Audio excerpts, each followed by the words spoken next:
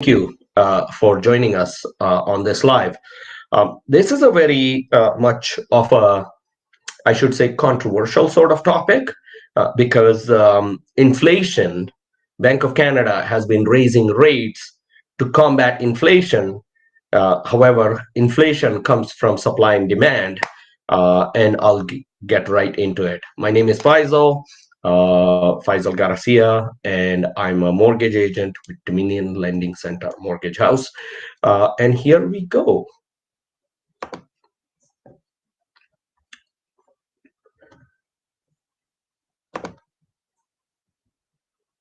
So, a couple of things for live best practices: a quiet place, headphones, putting your phone on mobile. Most of our clients are on mobile, but if you have to, if you're watching on it, it's best to have it as a silent mode. Avoid multitasking if possible, and if you can sit down, that will really help you focus. So the topic is inflation, which is the main problem for all the rate increases we've had, numerous ones that we've had. And with that problem being discussed, thank you for attending the live. This will take 10 to 20 minutes, not a whole lot long. Please ask questions in the comment section. I'll answer at the end of the presentation. And at the end of your live, you will learn what really causes the inflation and what is it that Bank of Canada is focusing on, while there's a second side which is not being focused on. To connect with us, phone or text, call or text 416-825-0142. There's Facebook, Instagram, TikTok, and website. At the same time, you can download the app, run the calculators at your own time, go through scenarios. The app is amazing. It's a very nice app. Inflation. The main problem of inflation comes from supply and demand. While taking economics class, this was, I still remember, and I really enjoyed that professor. Supply, demand. If the demand outstrips supply, prices go up. If supply drops, prices also go up. So with that, when you look at the curve, which is like an X, either way, when the demand increases, the prices will go up. When the supply lowers, prices go up.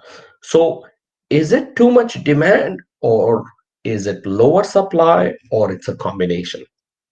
Because Bank of Canada has been focusing on inflation, and to combat inflation, they are focusing on raising the rates, which is one of their tools to help. However, is that the only way to bring our economy in line? Because government has other measures. The Bank of Canada fights inflation by continuously rising the rate. However, will the high interest rates in Canada reduce the price for global energy? Because that's one of the challenge. Imported food stuff, scarcity, semiconductors, and any other else that is a short supply. Because the supply of these products lead to higher prices. That's another way inflation goes up. Because remember, in the core CPI, they have, as per Dr. Sherry Cooper, in the core CPI, they have food is not included, which is one of the factor a Canadian citizen faces, because your food is your everyday need, just like shelter. But what if Bank of Canada has it wrong? And this article caught my attention. This was published yesterday, and I saw that article, and it really started to make some sense. And I've included the source in the slides. Perhaps the problem is not too much money slash demand, but after all, but too few goods. And that is one of the question that the article raised. A large body of international research suggests that post-COVID, in global inflation mostly resulted from supply disruption. We all know that. Truckers went on strike. They were not being served while they're taking goods from one place to the other. They didn't even have bathrooms. I do remember a story of a plumbing company who set up a porta potty on the side of the road on Highway 400. It was a major story. There were a lot of videos about it, and that person earned a lot of good karma by just having that. He had a sign saying that there's a bathroom on the side or something of that sort. There was a story. There was a big story about it. Long and the short of it, the truckers were not even serviced their basic needs while they are trying to bring products from place A to place B. So the disruption was there, caused by pandemic, and not, not because of too much money. That is so true.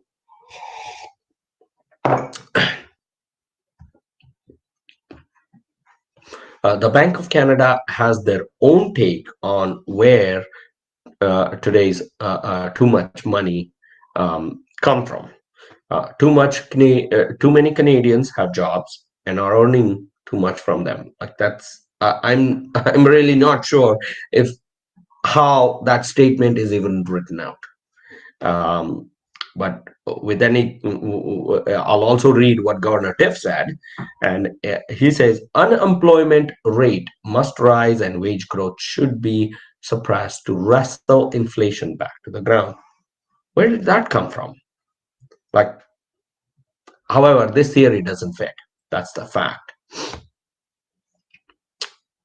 A data from Statistics Canada adds weight to the conclusion that inadequate supply, not excess demand, is the main problem. And there's the source again, because I may get some wrath on this video, but here's the source, and it is the fact. I do see, partially at least, it's not. It may not be 100% all of that. However, there's a part, which is why the article even exists. Real GDP by industry standards show that the growth in Canadian economy decelerated for a few second quarter straight, edging 0.2 in the fourth quarter of 2022. This is so far the lowest pace of growth since second quarter of 2021. Okay, it's the slowest pace of growth. In this data, link below shows the difference between actual and potential output. There is a gap. What Canadians are currently producing and what Canadians could produce if the economy was operating in full capacity. Now, there is a term in economics of full capacity, and that's where that reference comes from. As to what can we do if we were at full capacity and what are we doing right now, and we are slowing down. Yeah, that's the fact. Now February numbers are still not out, but I'm sure, well, at least I haven't seen them yet, but I'm sure the numbers, from what I have gathered so far, the numbers are not as low as they should be. Data is all given, links are there. Feel free to click on it and check them out. So the conclusion here that I have is Canadian economy has not yet repaired the damage done by the pandemic. That is a fact. We all know that. some of the individuals lost their homes, some of them went bankrupt, some of them went proposal, and things are not back to normal yet. Canada has been producing too little supply to catch up with the demand. There's a constant demand, and an ideal example is we have a goal of immigration. However, that goal does not translate into the goal of housing, and therefore there's a short supply of housing. If there is a short supply of housing for the individuals that are immigrated to Canada, how can you not expect the price of a home to rise? So we have so much land, we have so many, technology-wise, we're not an underdeveloped country, and even though we take step one, but the step two, step three doesn't is not there as strong, or at least not even there. So either way, we're having a challenge of supply. I see that, and I wanted to do this live so you can understand and see that inflation doesn't just come from higher demand, which is what is being talked about. Too much money chasing too few goods, expanding, so on and so forth. But is that really the case? 100%. I think there's a mix of both. It's not just one or the other. I think it's a mix of both, and that mix needs to be somehow balanced for Bank of Canada to not raise rates further. With that being said, thank you for being here. This live was a little bit more technical, and a little bit more, from the article, very much article based. So I wanted to do this so you can actually see in a form of video how this is sort of affecting. With that being said, connect with us, call, text, Facebook, Instagram, TikTok, and of course, website. And if you don't want to speak to an agent, you can just download the app and sort of work from there and play with the numbers. If you have any questions, we're just a call or text away. And I answer all the calls myself. If you have any questions, again, feel free to reach out. With that being said, thank you for being here, and you all have a good one.